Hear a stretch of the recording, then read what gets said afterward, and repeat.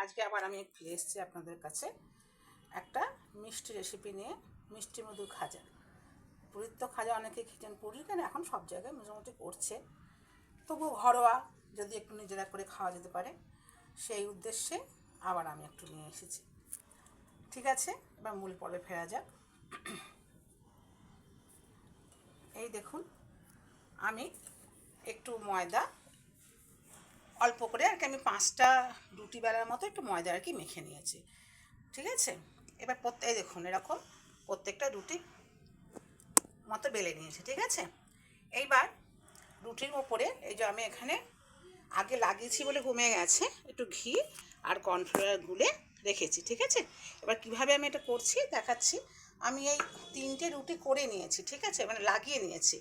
পুরোটা তো দেখানোর তো অনেক দীর্ঘায়িত হয়ে যাবে, সেই জন্য এবার দেখুন এই যে আবার 4র্থ নম্বরটা আমি এই রাখলাম। ঠিক আছে, এবার প্রসেসটা দেখিয়ে দিচ্ছি। প্রত্যেকটা ওরকমভাবেই লাগিয়েছি। ঠিক আছে, এইবার এইটাকে এইভাবে পুরো লাগিয়ে নিলাম। কেমন, লক্ষ্য করুন ভালো করে, সবাই সহজে পারবেন। ঠিক আছে, এই লাগিয়ে নিলাম।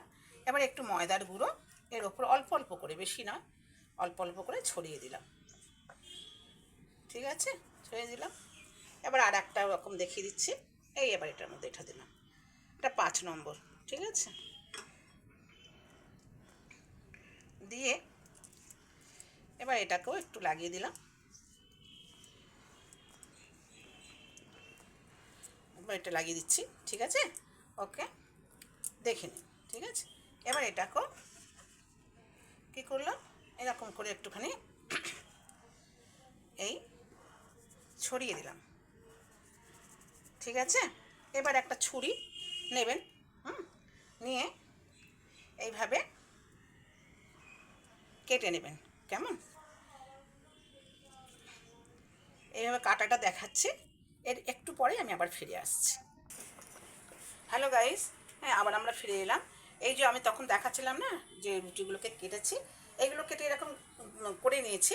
এবারে আপনাদের দেখানোর জন্য আমি এই দুটো রেখেছি, এরকম করে পাকিয়ে নিতে হবে। ঠিক আছে, এই পাকিয়ে নিলাম, নিয়ে ঠিক আমার এরকম হলো তো, এই আবার এটাকেও পাকিয়ে নিলাম, এরকম হলো তো। এবার এটাকে সামান্য চিপে, ঠিক আছে, এবার একটু এই দিয়ে বেলে নিতে হবে। ঠিক আছে, যেমন করে করছি সেরকম করে দেখে হালকা করে টিপতে হবে। ঠিক আছে, এইবার এরকম করে একটু হালকা করে বেলে নিতে হবে। ঠিক আছে, এই যে দেখালাম, একটু লম্বা করে হালকা করে বেলে নেবেন। কেমন, এরকমভাবে সবগুলো করে নেবেন। আচ্ছা, আমি এগুলো বেলে নিয়ে আবার আমি ফিরে আসছি। হ্যালো গাইস, এই যে আমি রুটিগুলো একটুখানি লম্বা করে একটু করে বেলে নিলাম। ঠিক আছে, এবার এগুলোকে কিন্তু যেমন কেউ পুরো ঘিতেও ভাজতে পারেন, কেউ সাদা তেল ঘি মিলিয়েও ভাজতে পারেন, কিন্তু একটু ঘি কিন্তু দিতে হবে, তা নাহলে কিন্তু স্বাদটা আসবে না। ঠিক আছে, এই দেখুন, যে যেমন করে আজকে আমি তো অল্প করে দেখানোর জন্যই করলাম, বেশি করে করলেও কোনো সমস্যা তো কার নেই, আমি তো বলেছি। এটা তো যে যেমন করবেন তার তেমনই হবে, বেশি করলে বেশি করবেন, কম করলে কম করবেন, তবে পদ্ধতিটা শুধু শিখিয়ে দিচ্ছি। কেমন, আচ্ছা এগুলো একটু ভাজা হোক।